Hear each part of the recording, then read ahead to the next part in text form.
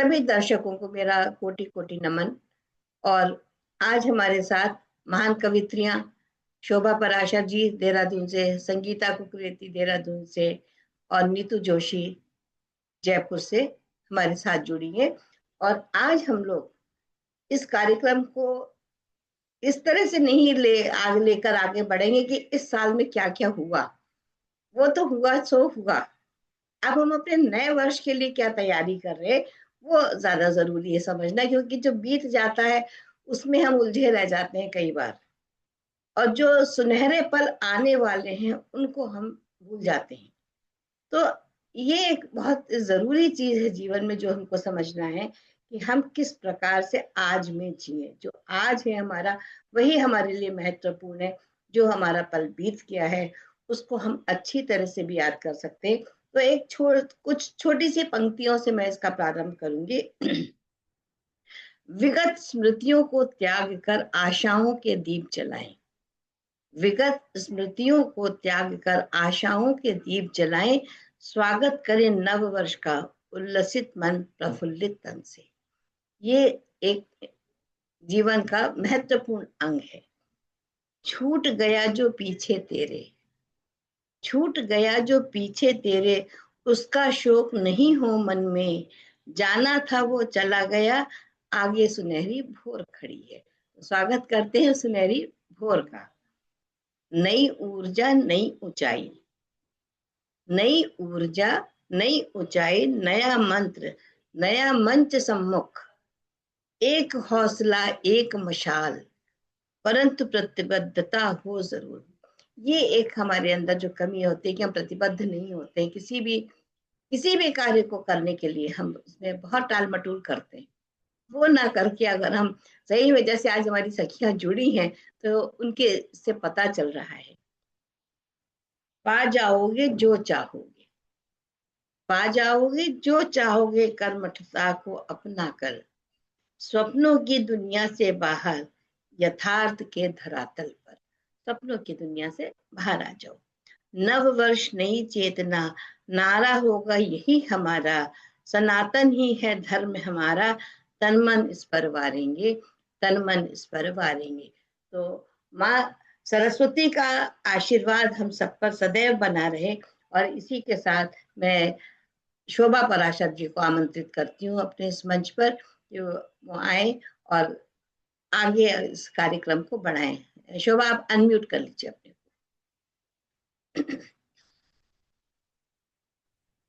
बहुत बहुत धन्यवाद आदरणीय लेखा जी।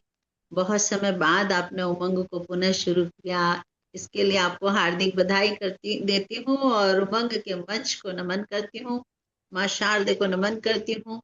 और एक सर्वप्रथम हमारे यहाँ जैसे सरस्वती माँ को ही पुकारा जाता है, उनकी वंदना की जाती है, तो एक वंदना रखती हूँ त्रिधा छंद में और उसके बाद फिर नव वर्ष पर पहुंचती हूँ। आपका स्वागत है। कंठ विराजो आन हमारे, पूर्ण करो मम काज शारदा। हंस विराजे ज्ञान दायिनी, हस्त सुशोभित साज शारदा। ज्ञान बढ़ाओ मातु हमारा, दूर करो अंधियार शारदा। सब जीवन है अर्पण तुमको, हाथ रहे पतवार शारदा। काव्य लिखे माँ पद गायन के, करना तुम स्वीकार शारदा। ताल सुरों से छंद सजाए, अंतस हो दरबार शारदा। तेरी ज्योत जो जागे, तेरी ज्ञान ज्योत जो जागे,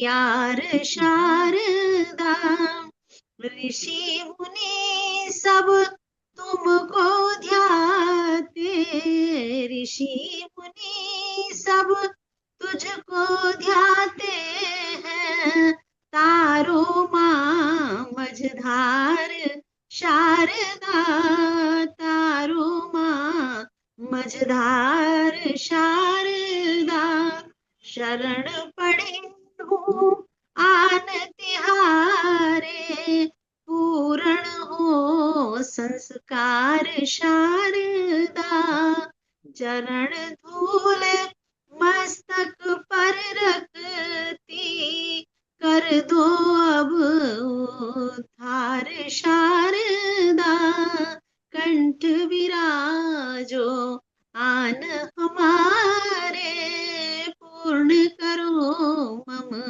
काज शारदा।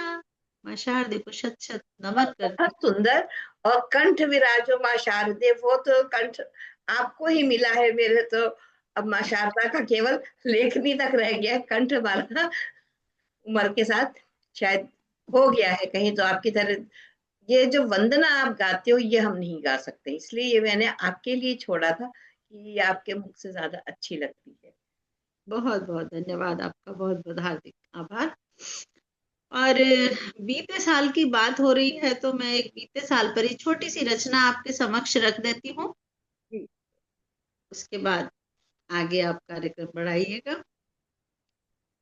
तो सुनिए, कुछ पंक्तियां हैं, साल बीत गया है उसी के लिए लिखी हैं कि बीता जाता साल नवल अब खुशियां लाए, सजता रहता द्वार तभी तो मन हर्षाए, मिटे सभी संताप, मिटे सभी संताप तिमिर को दूर भगाए, सोया होता भाग्य नया उजियार जगाए, सोया होता भाग्य नया उजियार जगाए, भूलो बीती बात, भूलो बीती बात नई का स्वागत करते, आओ बैठे साथ चलो कुछ नूतन करते, आओ बैठे साथ चलो कुछ नूतन करते, होंगे सारे काम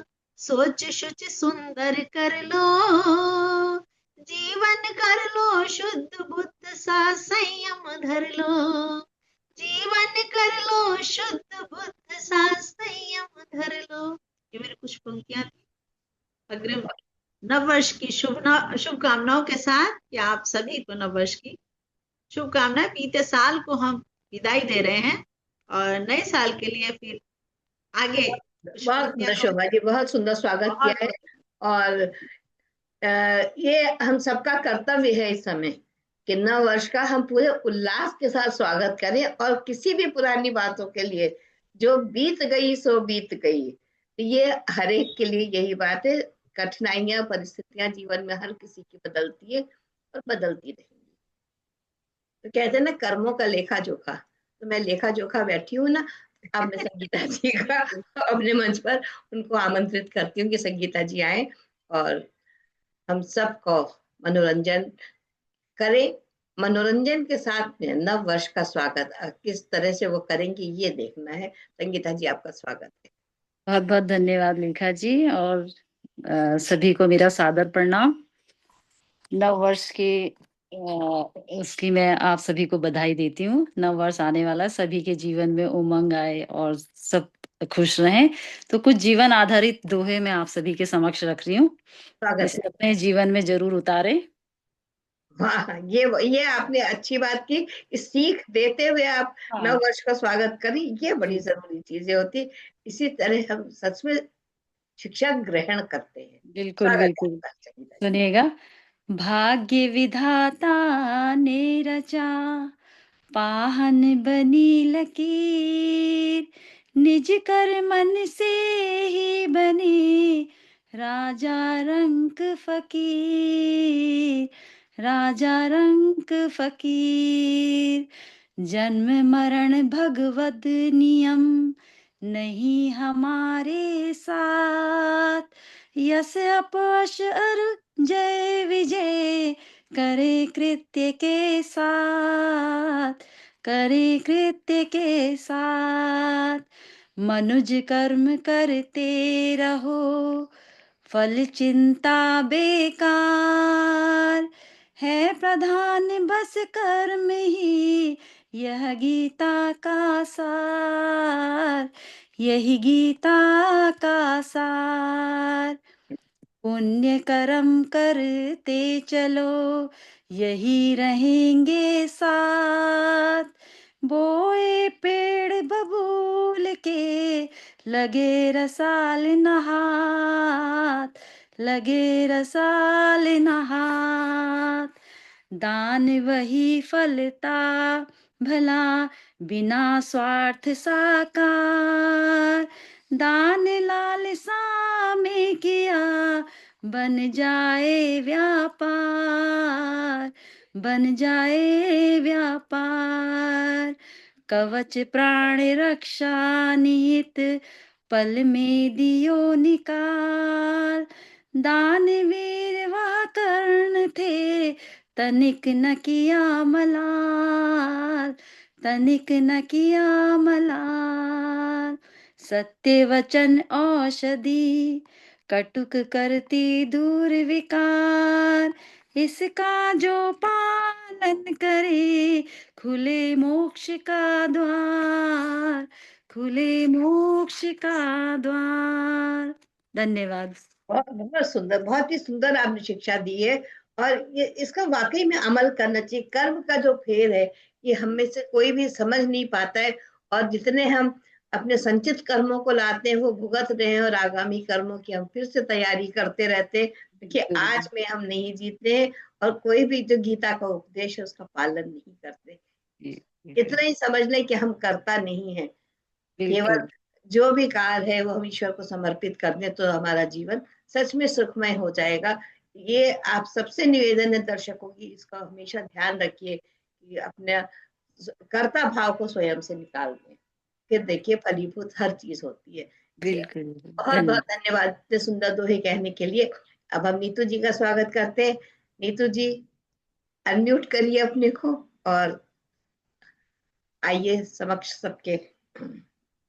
धन्यवाद लेखा जी, आपने हमें बुलाया मंच पर। बहुत समय हो गया था, बीत चुका था, बहुत टाइम बाद आपसे मुलाकात हो रही है मेरी। सबसे पहले तो मैं आपको धन्यवाद करना चाहूंगी कि आप समय समय पर हमें सचेत करती रहती हैं। तो सब मंच को नमन करती हूँ। माँ सरस्वती के चरणों में मेरा वंदन। आज की जो शुभ संध्या है, जी तो सबसे पहले आपने बता ही दिया था, नववर्ष पे उस पर ही अपने विचार प्रकट करने हैं। तो मैंने नववर्ष पर पंक्तियां लिखी है, शायद आपको पसंद आए। अवश्य, आपका हर स्वागत। साल में हर साल में मैं एक दिन को नया समझकर न्यू ईयर बनाती। खुद से उस दिन कई वादे कर जाती। एक उत्साह, एक आशा बस मन में घर कर जाती। हर साल में मैं एक दिन को नया समझकर न्यू ईयर बनाती। कितने सपने बस उस एक दिन में पूरे कर जाती। यही सोचकर मैं खुश हो जाती। हर साल में मैं एक दिन को नया समझकर न्यू ईयर बनाती। 12 बजने के इंतजार में वो रात जाग कर बिताती। सबको पहले विश करने में कितनी हर्षित हो जाती। हर साल में मैं एक दिन को नया समझकर न्यू ईयर बनाती। कुछ ऐसा हुआ एक साल, कुछ ऐसा हुआ एक साल, जीवन में आया बदलाव। पता नहीं क्यों अब हर दिन को नया समझकर हर एक क्षण का आनंद उठाती। हर दिन हर क्षण को नया समझकर अब मैं न्यू ईयर बनाती। सुबह आंख खुलते ही परमात्मा का धन्यवाद कर जाती। हाँ, अब मैं हर क्षण न्यू ईयर बनाती। बहुत सुंदर, ये बहुत सुंदर। ये आपकी कहानी सच में कह रहा है। देखिए हम लोग हमेशा किसी न किसी बहुत कठिन परिस्थितियों से जूझते हैं, और ये जो परिस्थितियां हैं ये हमको सिखाती हैं। आज नीतू जी ने जितनी भी बात कही है ये इतनी प्रेरणादायक है कि इसको जो उनसे मिलते हैं, जो उनको करीब से जानते हैं, वो समझ रहे होंगे कि आज इस कविता का क्या अर्थ निकल रहा है। बहुत तकलीफों से गुजर के और उन्होंने जीना कैसे सीखा है, ये एक बहुत बड़ा उन्होंने उनको ईश्वरीय वरदान है, और कुछ उनकी अपनी जो विलिंगनेस कहते हैं, जो अंदर से इच्छा शक्ति है, उसने उनको सुदृढ़ बनाया है। तो बहुत बहुत आपको आशीर्वाद नीतू जी, आप ऐसे ही हमेशा मुस्कुराती रहिए और खुश रहिए, कुछ भी धन्यवाद आ आपका। जाए हमेशा खुश रहिए।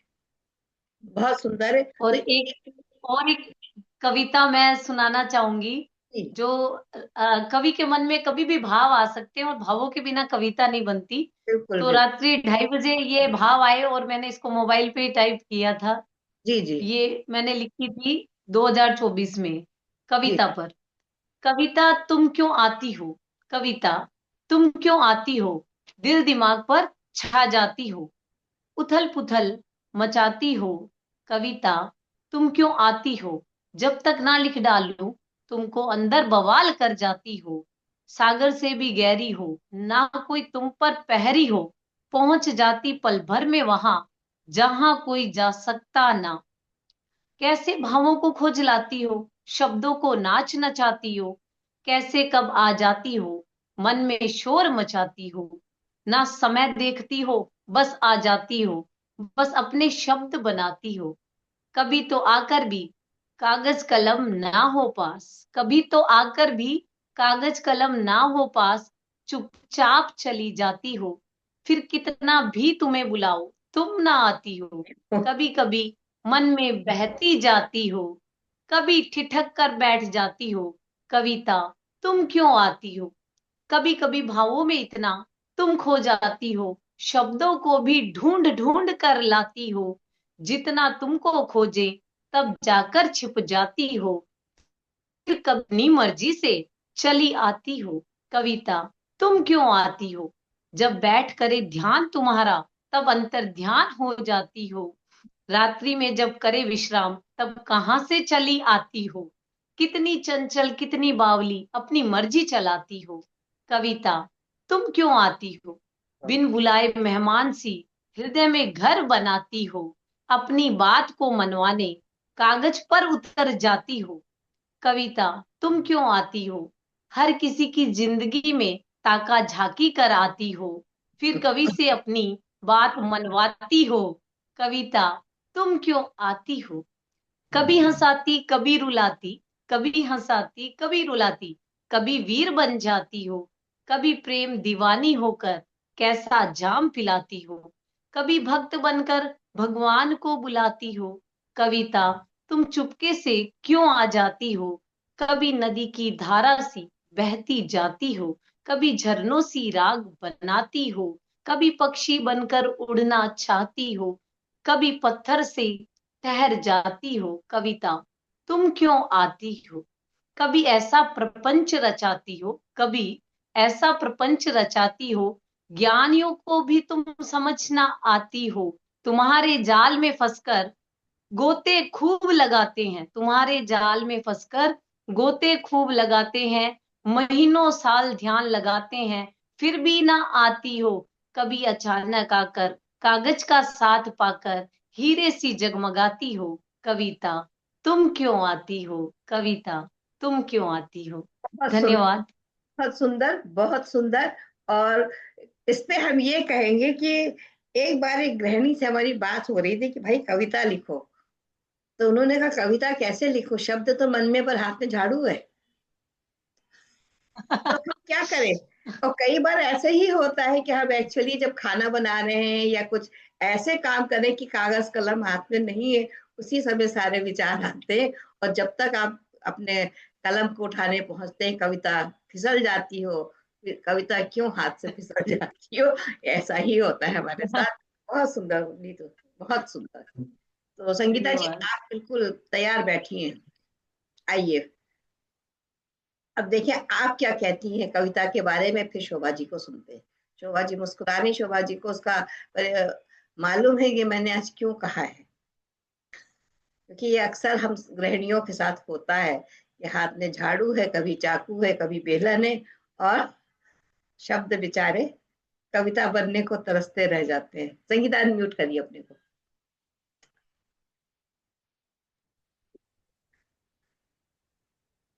फिर से एक कविता लेके आई हूँ। मैं भी कविता के ऊपर एक कविता बोलती हूँ। अरे वाह, क्या बात है! आज तो कविता की जय जयकार हो जाएगी। बिल्कुल।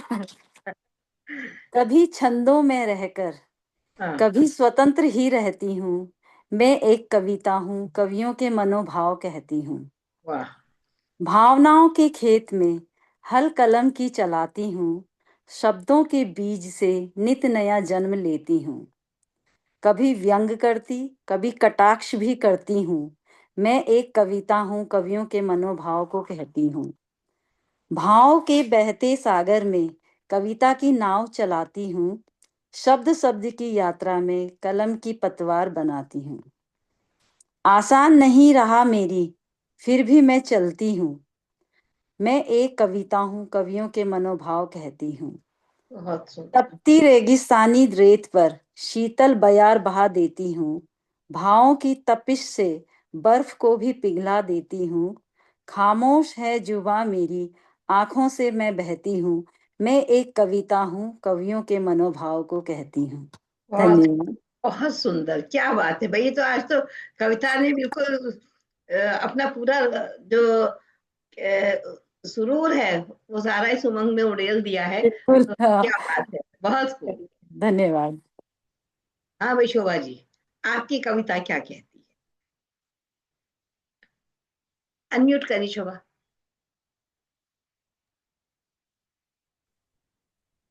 मेरी कविता क्या कहती है? मेरी कविता स्त्रियों पर जाती है, और एक गृहिणी के लिए मैंने कुछ लिखे थे शब्द, जी वही सबसे पहले आपके समक्ष रखती हूँ। जी जी, स्वागत है आपका।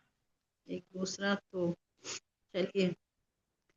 हर गृहिणी प्रतिभा रखे, मत समझो कमजोर।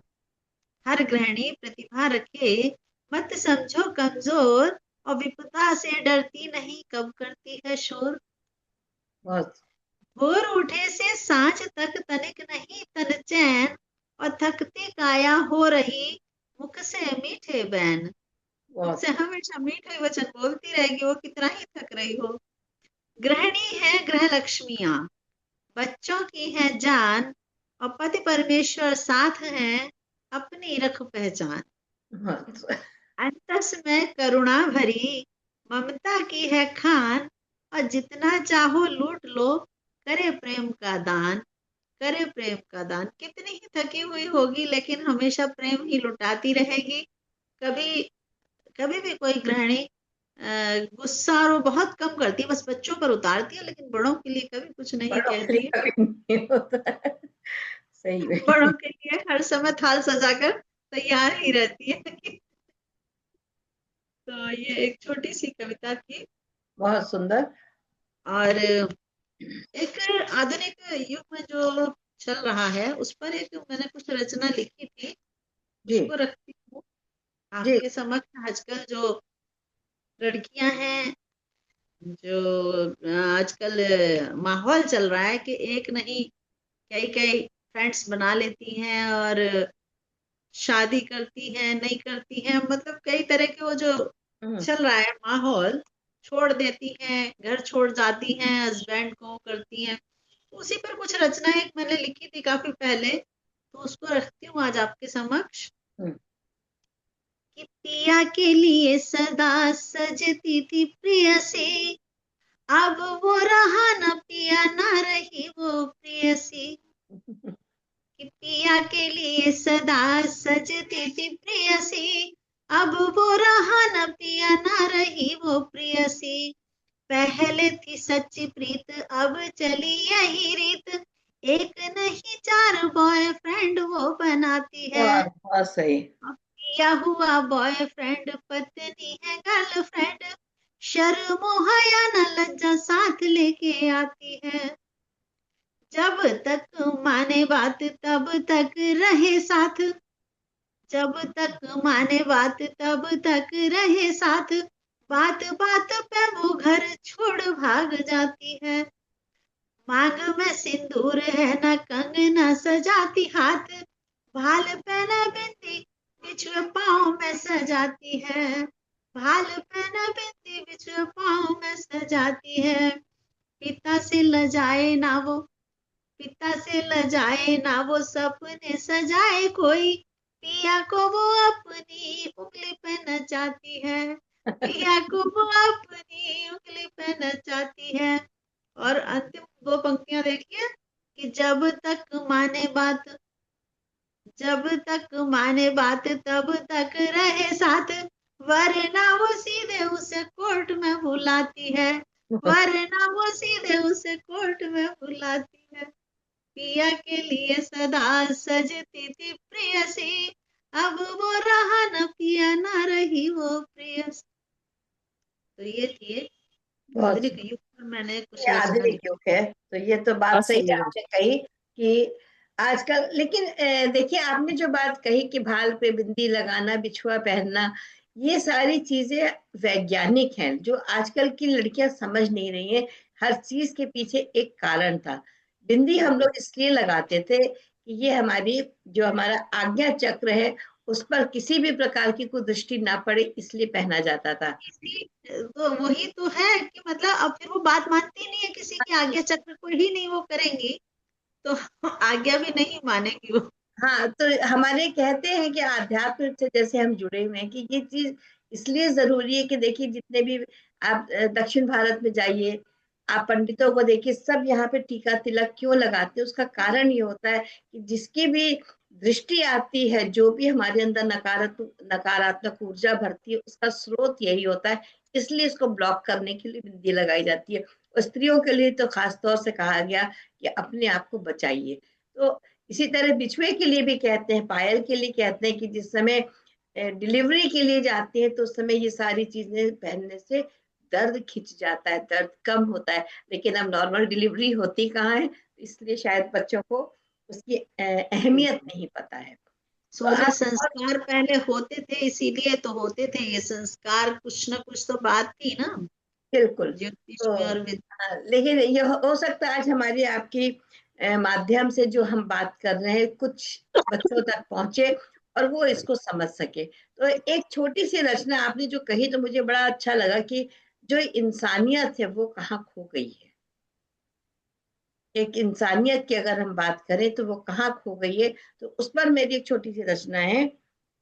बामुश्किल में इतना ही बचा पाया हूँ, बामुश्किल में इतना ही बचा पाया हूँ, अपने अंदर के इंसान को बचा पाया हूँ।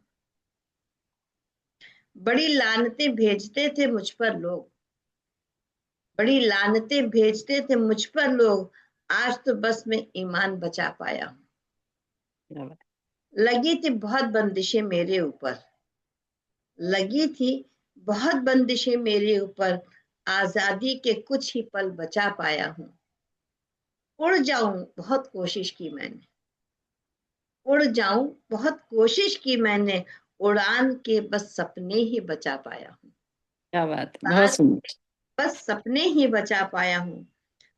अंधेरे में डूब रहा था आशियाना, अंधेरे में डूब रहा था आशियाना, रोशनी के कुछ कतरे ही बचा पाया हूँ।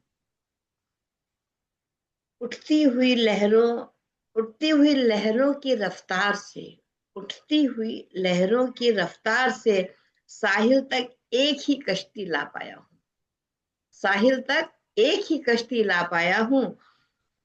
छन कर कमरों में आती थी जो धूप, उसको उसका जरा नजारा सोचिए, आजकल तो वो है ही नहीं कि जो दरवाजों में झिर्रियों में से धूप आया करती थी।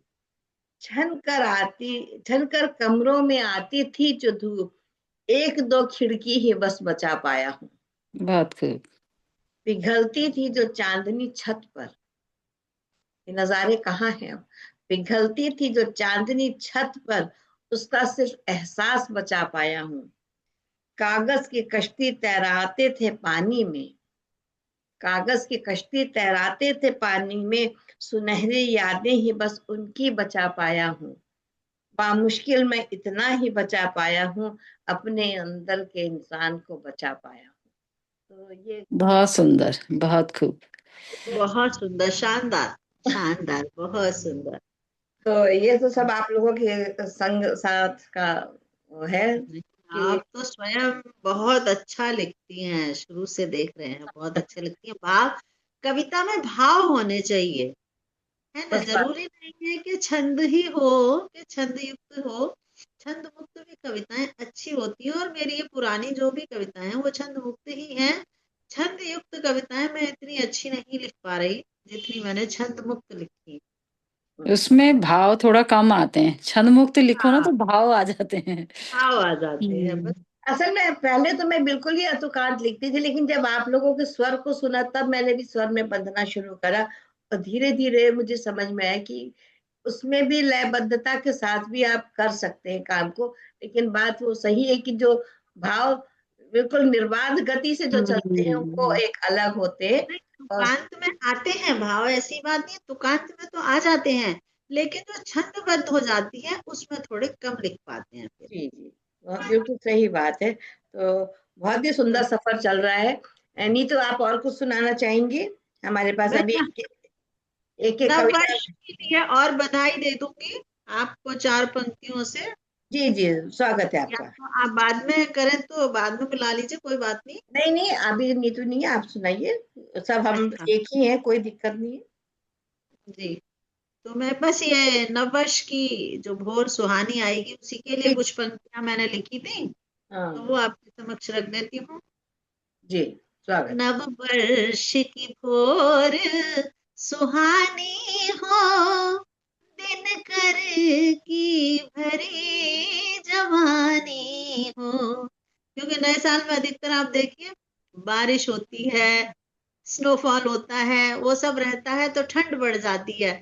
तो मैं उस सब को सोचकर मैंने लिखा था कि नव वर्ष की भोर सुहानी हो, दिन कर की भरी जवानी हो, कलियां खिलकर नव पुष्प बने, नदियों में गहरा पानी हो, नव वर्ष सुखद मंगलमय हो, चहुओर हर्ष की लहरें हो, नित नूतन नए सवेरे हो, निज सपने उच्च घनेरे हो, हम उच्च शिखर को छूते हो,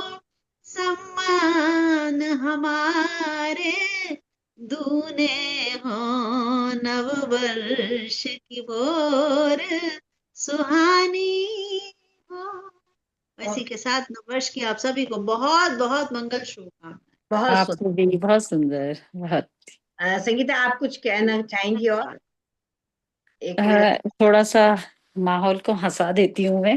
बिल्कुल, वो बहुत जरूरी है, थोड़ा सा गंभीरता आपकी। क्योंकि ये एक बेरोजगार इंसान की मतलब बात है, जो वो बता रहा है कि नौकरी क्या है। वाह, स्वागत है आपका। हाय रे ये नौकरी, मुसीबतों की टोकरी, सही 2 हिस्सों में बटी, प्राइवेट सरकारी, सुन ले मेरी सखी, ये 2 टकिया की नौकरी। सही। सरकारी नौकरी नहीं लगी, प्राइवेट अच्छी नहीं मिली, ऊपर से चप्पलें हजारों की घिसी, जिंदगी में बहुत खलबली मची, लाखों के फॉर्म मैंने थे भरे, फिर भी घाव रहे हरे के हरे, ईद का चांद बन गई ये नौकरी, खुद को समझे एक हसीन छोकरी। बहुत सुंदर। बेरोजगारी का ये आलम किससे मैं बयां करूं, कभी मैगी तो कभी पानी पीकर अपना गुजारा करूं। बहुत खूब, बहुत सुंदर, बहुत बड़ी, बहुत खूब। बहुत बढ़िया, बहुत बढ़िया, बहुत लाजवाब। बहुत ही धन्यवाद। सुंदर है। नहीं, ये एक्चुअली ये चीजें बड़ी जरूरी होती है जिंदगी में आनी। तो सच्चाई है ना ये आजकल। नौकरी मिलना बड़ा मुश्किल है। तो लीजिए, इसी में एक हमारी भी रचना सुन लीजिए। जी बिल्कुल नारी बिल्कुल नर पर सुनाइए, भारी है, बिल्कुल सुनाइए। नारी नर पर भारी है, फिर भी वो बेचारी है। सही है सही। ना? मिले सभी अधिकार उसे हैं, वेतन पर अधिकार उसे है, जहां भी चाहे जा सकती है, फिर भी वो बेचारी है। जो आपके और शोभा ने अभी जो बात कही, कि उसी पर विचार आ गया। भोजन में रुचि उसे नहीं है। आजकल की जो कन्याएं हैं उनका यही हाल है। भोजन में रुचि उसे नहीं है, साफ सफाई भाती नहीं है, मेहरी के भरोसे गृहस्थी चलती, फिर भी वो बेचारी है, बेचारी। नारी नर पर भारी है। अरे, फैशन का अधिकार उसे है, जो हमें नहीं था उसे है। फैशन का अधिकार उसे है, संपत्ति में अधिकार उसे है, खान पान पर रोक नहीं है, फिर भी वो बेचारी है। बेचारी। आंखों में लज्जा को भर लो, आंखों में लज्जा को भर लो, प्रेम का सागर हृदय से भर लो, जननी है अपने को जानो, फिर काहे को बेचारी है। जननी है अपने को जानो, भाई तुम ही माँ हो, फिर काहे को बेचारी है। बेचारी है। पाश्चात्य सभ्यता अच्छी है, पाश्चात्य सभ्यता अच्छी है, पर अपनी संस्कृति गहरी है। श्रेष्ठता की पूरक है, अपनाओ, फिर काहे को बेचारी है। असीम गुणों की रानी है, इसीलिए महारानी है। असीम गुणों की रानी है, इसीलिए महारानी है, माता की पदवी पाने वाली काहे को बेचारी है। नारी नर पर भारी है, पर बिल्कुल नहीं बेचारी है। बेचारी है। बहुत सुंदर। ये बहुत खूब, बहुत ही अच्छी बताई बहुत आपने कविता। बहुत सुंदर, बिल्कुल सत्य, यथार्थ। यथार्थ, और कभी कभी यथार्थ। यथार्थ कटु होता है, लेकिन क्या करा जाए, बिल्कुल। यथार्थ हाँ, को भी यथार्थ तो प्रस्तुत हमेशा कटु होता है। नहीं, हाँ, उसको यथार्थ प्रस्तुत तो करना हमेशा। पड़ता है। इसी इसी माध्यम से आप कह सकते हैं, नहीं तो अपने विचारों को हम कहीं पर रख नहीं सकते हैं। तो सुंदर सफर रहा। आप कुछ और सुनाना चाहेंगे आप लोग? जी, आज के लिए इतना ही। आपके लिए इतना। शोभा जी आप? तो दर्शकों, आशा है आपको आज का हमारा ये कार्यक्रम बहुत रंगारंग कार्यक्रम रहा, जिसमें हमने हर रंग को प्रस्तुत किया है। आपको बहुत अच्छा लगा होगा, और ऐसे ही आप हमारे साथ जुड़े रहे, और हम नए नए लोगों को फिर से लाने की कोशिश करेंगे, और फिर से पुराना जो हमारा उमंग था उसको पुनः उमंगित करेंगे। तो आपका बहुत बहुत धन्यवाद। और शोभा जी, धन्यवाद। संगीता जी, नीतू जी, जी किसी कारण से उनका कनेक्शन टूट गया, उनका भी बहुत बहुत आभार आज हमारे साथ जुड़ने के लिए। बहुत बहुत धन्यवाद। शुभ रात्रि, और नव वर्ष बहुत की मैं बहुत आप धन्यवाद। सबको शुभकामनाएं देती हूँ कि नव वर्ष मंगलमय हो। जी आपको बहुत भी बहुत बहुत बहुत शुभकामनाएं। शुभकामनाएं। बहुत धन्यवाद आप।